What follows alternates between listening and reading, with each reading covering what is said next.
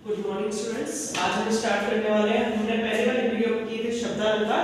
आज हम करने वाले हैं वापस से हमारे अर्थालंकार। अर्थालंकार जैसे कि स्पष्ट है, जहां अलंकार में चमत्कार अर्थ के कारण आता है वहां पे हम क्या कहते हैं, अर्थालंकार होता है। हमारे पास अर्थालंकार कक्षा 10वीं में और 9वीं में पढ़ाए जाते हैं, 9वीं में उपमा, रूपक, उत्प्रेक्षा, मानवीकरण और अतिशयोक्ति। पहला जो आता है हमारा उपमा, जैसे कि नाम से स्पष्ट है कि उपमा, जहां किसी की उपमा दी जाए, ठीक है। यहाँ पे उपमेय और उपमान, मैंने आपकी हेल्प में लिख दिया है। उपमेय क्या होता है, उपमान क्या होता है। देखिए, उपमेय जिसकी तुलना की जा रही है, ठीक है, जैसे चरण हो गए, नायिका के आंखें हो गई और उसके बाल हो गए, उसकी नाक, आंख, कान, इन चीजों में जहां उनकी सुंदरता का वर्णन जिसकी का किया जा रहा है। उपमान क्या होता है, जिससे किया जा रहा है। जैसे हम कह देते हैं कमल से, चांद से सुंदरता है ना। तो जहां पे जिसकी तुलना की जाती है वो तो हमारा उपमेय होता है, और जिससे की जाती है वो उपमान होता है। तो जहां उपमेय की उपमान से तुलना किया जाए, कंपेयर किया जाए, वहां हमारा उपमा अलंकार होता है। पहचानने के लिए इनके मध्य में सा, सी के समान और जैसा शब्दों का प्रयोग होता है। देखो यहाँ पे, हाय फूल सी कोमल बच्ची हुई रात की ढेरी। तो बच्ची क्या बता दिया, फूल सी कोमल, ठीक है। फूल हमारा क्या हो गया, यहाँ पे उपमान हो गया, बच्ची क्या हो गई, हमारी उपमेय हो गई।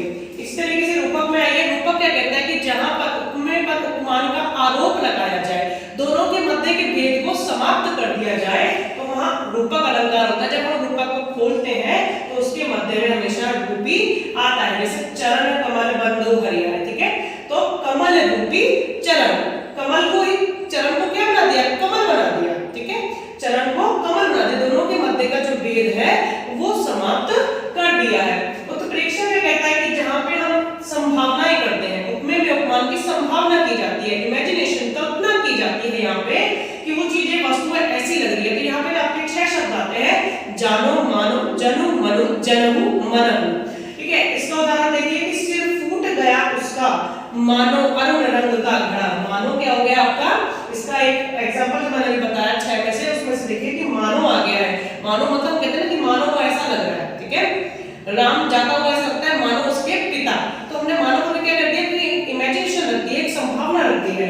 उसके बाद आता है मानवीकरण। मानवीकरण क्या कहता है कि जहां प्रकृति पर मनुष्य की क्रियाओं का आरोप लगाया जाता है, वहां हमारा मानवीकरण होता है। जैसे मेघ आए बंठन, अब बंठन का कौन आता है, मनुष्य जाता है, ठीक है, मनुष्य की क्रिया है। मेघ कौन है, प्रकृति हो गई, बादल को मेघ बोलते हैं। तो मेघ को क्या बना दिया कि वह बंठन करा रहा है, जबकि बंठन ना किसकी प्रक्रिया है, मनुष्य की प्रक्रिया है। ऐसे नाचती गाती ब्यार चली, मनुष्य रास्ता गाता है, ब्यार तो हवा होती है, हवा प्रकृति होती है।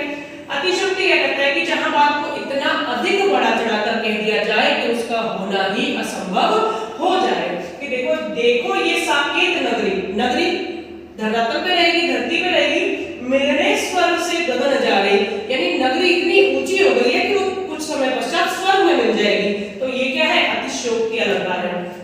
पूर्व भवनों से उलझे वायुयान, पूर्व भवनों यानी मंदिरों के ऊपर जो कलश होते हैं वो इतने अधिक ऊंचे हो गए कि उसमें अब वायुयान जो उड़ता है वो उनमें उलझकर गिर रहा है। तो ये भी क्या हो गई, आपकी अतिशयोक्ति हो गई। इसी का उदाहरण होता है कि हनुमान की पूंछ में लग न पाई आग, लंका सारी सिहर गई, अब गए निशाचर भाग।